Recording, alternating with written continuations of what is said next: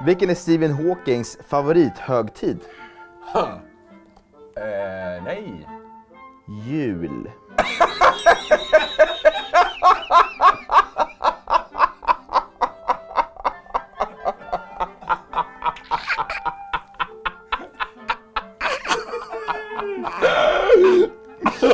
Jävligt kul! Woohoo!